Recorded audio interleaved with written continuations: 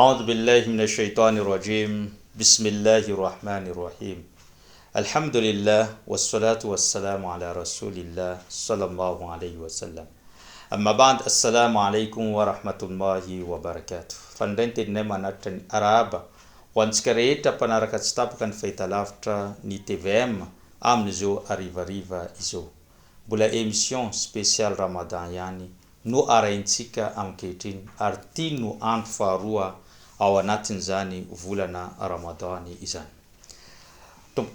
Allah subhanahu wa ta'ala rehefa izy avy nandidintsika tamin'ny fifehezana amin'ny volana Ramadan, zany hoe rehefa niteny izy amin'ilay andininy masina manao hoe ya ayyuhalladhina amanu kutiba alaykumus siyam kama kutiba alal ladhina min qablikum la'allakum tattaqun.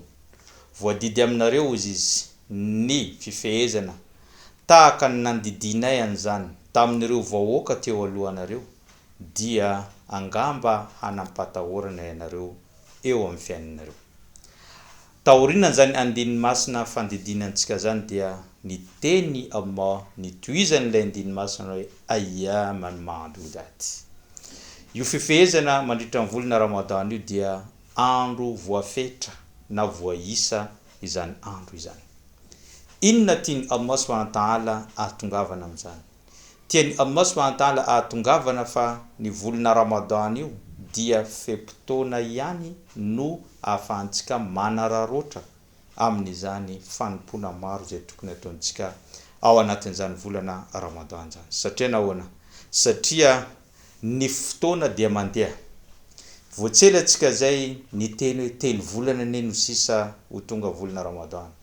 Nandeha ny fotoana roa volana sisa, nandeha ny fotoana ray volana sisa. Ankehitriny atsika fa efa roa andro sahady ao anatin'izany fifehezana zany ankehitriny. Ary mandeha ny fotoana hoe tsy hita io dia 10 andro lasa tapitra ny 10 andro voalohany. Mandeha ihany koa ny fotoana 10 andro faharoa miditra amin'ny 10 andro fahatelo zay tapany farany amin'ny volana Ramadan dia tapitra ny Ramadan dia efa manao velomany zany Ramadan zany tsika. Ny tiantsika tongavana dia fotoana mandeha dia mandeha ary mila mahay manararoatra tsika ao anatin'izany. Ary tadidio fa voalazan'ireo manam-pahaizana mizara anankitelo lehibe ny olona izay eo am-panatanterahana an'izany fifehezana izany. Ny tapany voalohany dia misy olona mahatsapa niditra ao anatin'izany fifehezana zany ankaterena. Inona no antony lazaintsika hoe ankaterena? Satria izanaka pino Islam ao anatin'ny trano mifehy daholo ny olona rehetrarehetra, ny papany, ny mamany, ny tantinina, ny sy ny rehetrarehetra mifehy ka mahatsapa tema menatra izy sady matahotra raha tsy miditra ao anatin'izany fifehezana zany. Hany ka lasa fandaninandro no ataony amin'izay fotoana zay, mijery ireny karazana horonan-tsary, mandany fotoana amin'ny Facebook sy ny tambazotra serasera, manao zavatra zay tsy ahitam-boka tsoa, tsy mba mahay manararoatra ao anatin'izany fanompona izany mandritra an'izany volana Ramadan.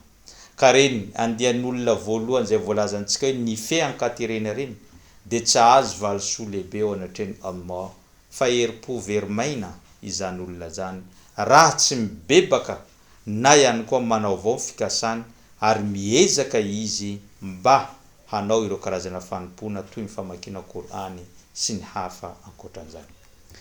Ny andian'olona faharoa dia ny olona izay mahafantatra valeur an'izany Ramadan zany ka nanararoatra izy tamin'ny fandalovany volana Ramadan, tamin'ny fanaovana asa soa maro samihafa, mamaky Korany izy mifomaraina, manampy ny olona izy amin'ny alalan'ny sadaka, mandeha amin'ny moské izy manao salatul jamaa, ary miasa izy ho an'ny finoana Islam mandritra an'izany volana Ramadan zany.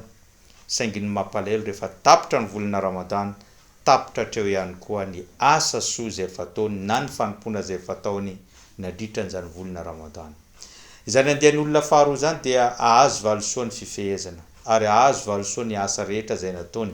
Saingy mampalahelo ny tanjon'ny volana Ramadan dia tsy tonga teo aminy satria tenen'ny Allah la'allakum tattaqun, angamba anareo hanampatahorana eo anatreny Allah. Ka ny fatahorana ny Allah dia fitohizan'ilay asa any aoriana.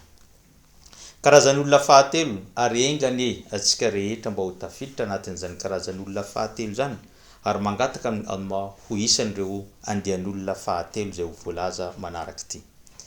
Ny karazan'olona fahatelo dia izay niomana fatratra tamin'ny fahatongavan'ny volana Ramadan.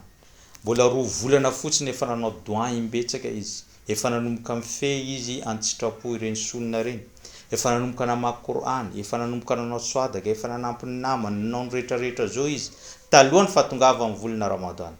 Tonga ny volana Ramadan vao maika niampy 2 telo avy eny ny asa soa izay nataony teo alohany nahatongavan'ny volana Ramadan sy ao anatin'ny volana Ramadan, ka hanika manao ny ainy tsy ho zavatra amin'ny fiezana amin'ny fanaovana fampona maro samihafa izy mandritra an'izany volana Ramadan zany, indrindra ny 10 andro farany amin'ny volana Ramadan dia miezaka mafy izy amin'izay fotoana izay.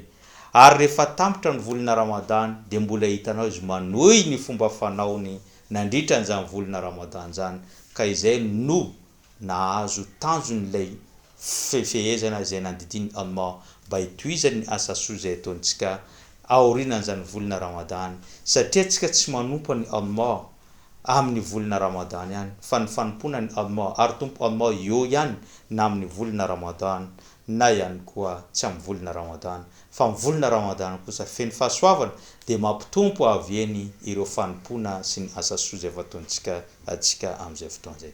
Satria mpaminany sallallahu alayhi wa sallam efa niteny amin'ny hadisy manao hoe khaba wa khasira kullu man adraka Ramadan wa lam yughfar lahu dhanbu.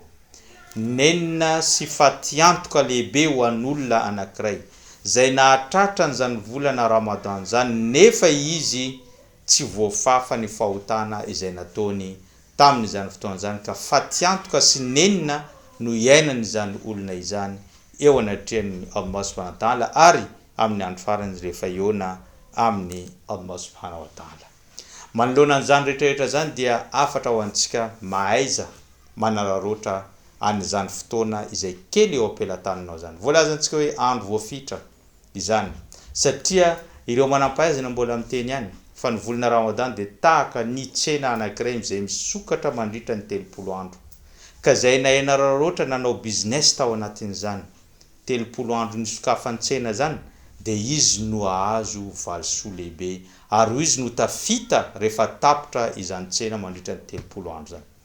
Ka ny volana Ramadan dia tsena ny tombotsoa hifaneraserahantsika na ihany koa hanaovantsika serasera mahakasika an'izany fanompona izany mba azahoana tombotsoa maro samihafa mandritra ny 30 andro. Tapitra ny 30 andro mikatona ny varavaran'ny paradisa ary miala eo avokoa ireo hasarana maro samihafa. Ka aoka tsika ahay anararoatra ho anome karazany hoe programa kely izay afaka ataonao ao andavanandro atsika amin'ny androany ity.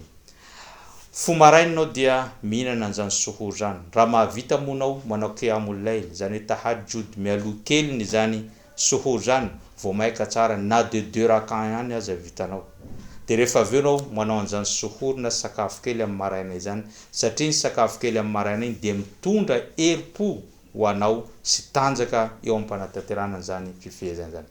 Aoriana zany dia maka eo amin'ny 30 minitra na 15 minitra anao mamaky kely ny boky masina Al-Qur'an Karim, ary aorianan'izay dia mizotra anao makany amin'ny mosquée mamonjy ny salat al-fajr. Aorian'ny salat al-fajr dia misy ireo karazana tonombavaka sy azkar vakinao dia ampanaranao famakina kely ny Qur'an izany na dia 10 minitra fotsiny aza aorianan'izany. Dia rehefa avy eo mody any an-trano anao mandeha miomana handeha hiasa.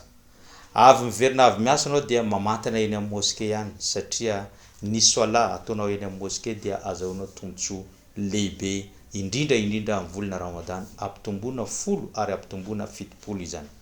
Rehefa miverina avy anao dia mody ao an-trano maka karazana hoe la sieste kely, tsotsotra kely ianao mandritra ny 30 minitra eo mba ahafahanao miverina miasa. Verina avy anao dia mamaky Qur'an kely sy manao azkary, ary rehefa isakafo amin'ny hariva dia azadino izany manao karazana doa izany, satria teneny ny mpaminany sallallahu alayhi wa sallam walissaima inda fitrihi da'watun la turat. Ary ny mpifehivava eo ampamahana ny fifehezany amin'ny hariva, zany eo ampisakafoanina amin'ny hariva rehefa mangataka izy dia ahazo valimbavaka avy hatrany. Ka azadino zany aoriana zany maka aina kely anao 30 minitra de rehefa avy anao mizotra makeny amin'ny mosquée manao salatul aisha ary manao an'izany tarawih zany. Aorianan'izany dia mody anao maka sakafo kely fotsiny de rehefa avy eo matory anao mba ahafahanao mifo maraina manao qiyamul layl na manao suhour ihany koa. Raha vitanao manatanteraka an'izany andro aman'alina izany programa kely zay nolazaintsika teo zany de tsy matiantoka anao mandritra ny volana Ramadan. Rehefa miditra folo andro farana ny volana Ramadan de somary ampinao kely ny fanompona ary ahenanao kely ny fotoana ny torimaso satria amin'ny folo andro farany no tena asa goavana miandry antsika ary be fahasoavana ary ao no misy alin'ny Lailatul Qadr de tokony hiezaka tsara antsika mandritra an'izay rehetra zay. Zay ngamba no fampatsahivantsika tamin'ity androany ity. Ramadan de 30 andro ihany na 20 andro.